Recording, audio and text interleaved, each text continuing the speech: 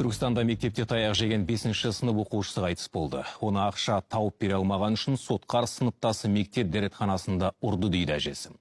Содан жарақат алған балақай бірнеше күн ауырып, ақыры ауруханада көз жұмған. Марқұмның жақындары оқушыларға бас көз бола алмаған, мектеп ұжымымен дер кезінде көмек бермеген дәрігерлерге наразы. Қаралы отбасына барып қайтқан тілшіміз тарқатсын. Балапанам мені достатын қайда кетті.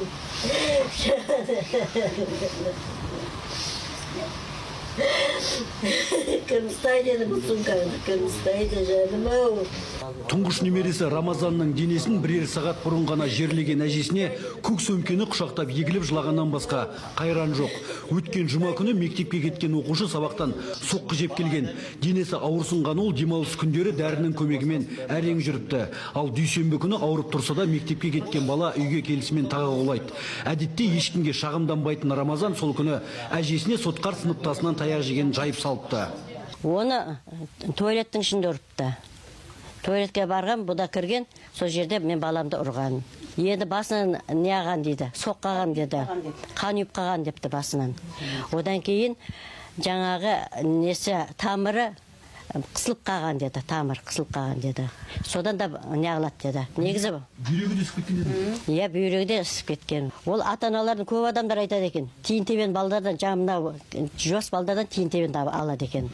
Ана бала айтады екен, мен осы менің кластың атаманын дейді екен.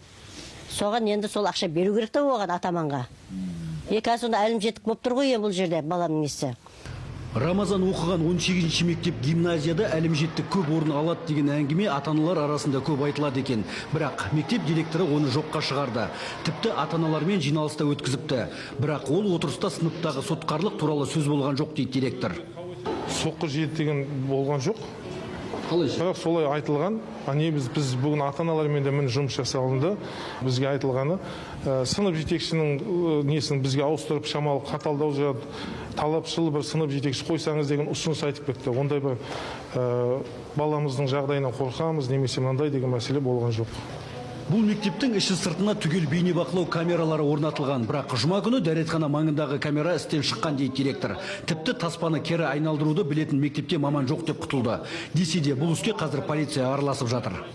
Түркістан қалалық полиция басқармасының қызметкерлерімен тексеру жұмыстары жүріп жатыр.